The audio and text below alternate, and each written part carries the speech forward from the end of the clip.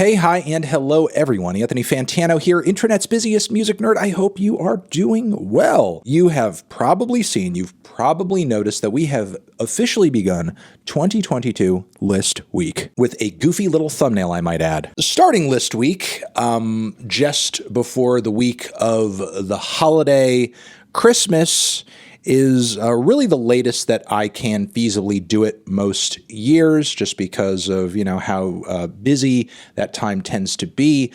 This is also the time that a lot of other outlets tend to put out their year-end lists, or even weeks before, maybe just as December starts, end of November. And there's been at least some debate on the internet among music nerd communities about whether or not doing this is too early, because hey, you might end up missing some things that dropped at some point in the year because you're deciding to actually start listing out your listicles before the yearsticle is over, which I think is a somewhat fair point. Lord knows that this year there's already some projects that I was hoping to be able to review before I got into List Week, or maybe I thought were going to be held over to 2023, that being like the new Weezer Winter Seasons EP. Also, Ab Soul just came out with an album, Ab fucking Soul, and all the singles to the record have been fire, and I'm kind of looking forward to digging into it when I get the chance, but that chance is not right now. And Lord knows that sometimes in like February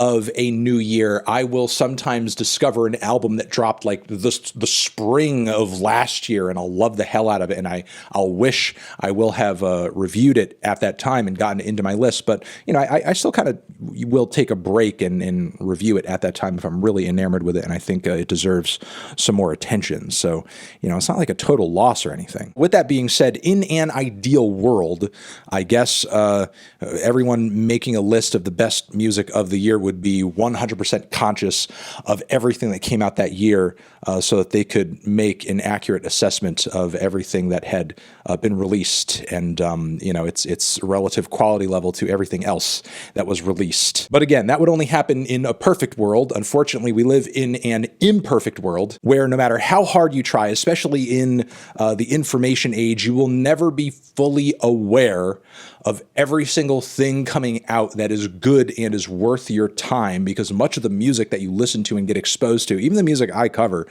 comes down quite a bit to marketing. And while I do my best to keep an ear to the underground and showcase and hoist up records that don't have like a whole PR team behind them, and yet they are still great, they're still amazing, they still are worthy of attention, I'm not going to be able to see and cover every single record that kind of fits into that category, merely because I'm never going to be aware of all of them. I'm never going to stumble across all of them. And as somebody who really cares about music and musical experiences, and some of the most important experiences in my life are drawn from music that I've listened to, it does kind of pain me to know that there's probably a lot of great stuff out there that I'm not hearing. So because of that limitation of perception and experience you are going to have, because you can only be exposed to so much and you only have time for so much, like the idea of a truly comprehensive list, or reaching a truly comprehensive list because you wait and wait and wait, to me is not like a very interesting or exciting or a sensible prospect, because I think the mark of a good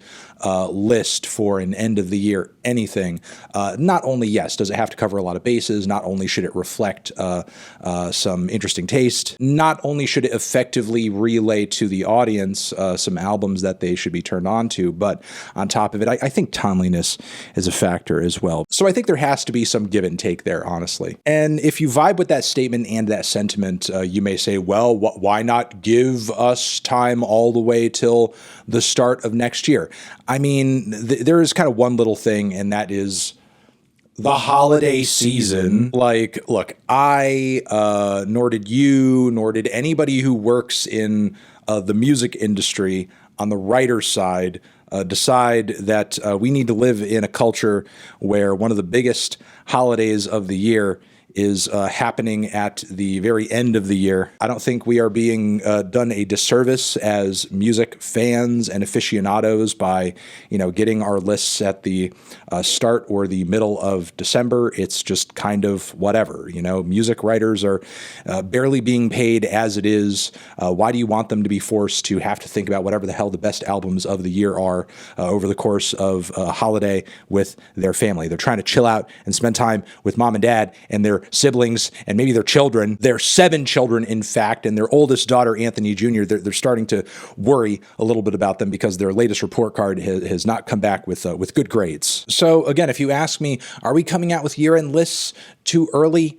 I say, I don't know, who cares? This is how music publishers have been doing it for years and years and years and years. This is not anything new. I think this just kind of seems like another thing to complain about for no reason, because speaking for myself, if I hear something that came out from this year, next year at some point, like within the first few months, and I really love it and I want to draw some attention to it, I'll talk about it. I'll cover it. I don't care if it's from last year, not a big deal to me. If I've managed to find something that I love and it's maybe 5 or 6 years old, yeah, maybe then I will kind of second guess myself and I'll think, probably won't do a formal review as it's pretty old at this point, but maybe I'll find some way to kind of work it into some sort of content to shout it out or draw some kind of attention to it. We're still on the internet uncovering gems from like the 80s and 90s from outside the country. And I think music writers should, again, be given the idea and opportunity to kind of get all this shit done before the holidays come so that they could take a well-deserved break. Maybe there's some kind of consumerist aspect here where,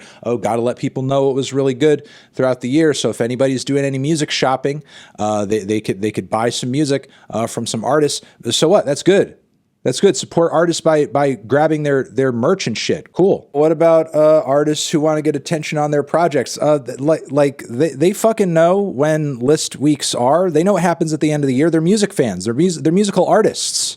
Like they've seen music lists at the end of the year. If you don't want your album to be fucking not considered for year-end lists, don't come out with your record December 29th. It's really that simple. There's only a few weeks that you have to dodge and, either drop your shit before or drop your shit after. Like when Playboi Carti came out with Whole Lotta Red, do you think he gave a shit about how many year-end lists he ended up on that year? No, obviously no. And the album ended up on a bunch of year-end lists anyway. I think this is not that much of a thing. I think it's being made to be a thing by some very loud people. I think the time that year-end lists happen right now is okay.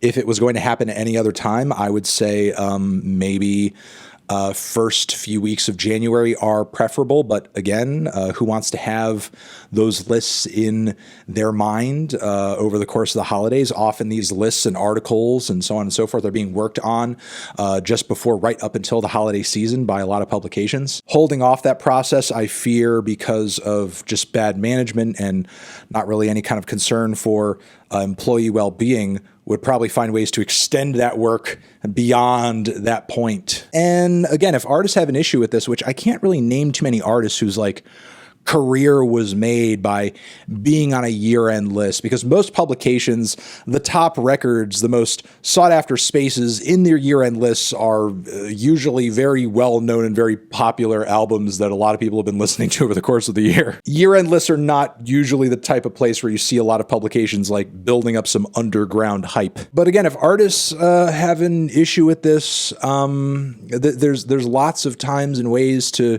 drop your album before and after list season, especially in the digital age where you could pretty much upload and release an album to streaming platforms tomorrow, as long as you had everything having to do with that record kind of just together and ready, which digitally speaking is a lot more easier than having to wait for your album to come out because, is the vinyl pressed? Is, all the physical art ready? Have the tapes been shipped yet? And the answer to all those questions is no.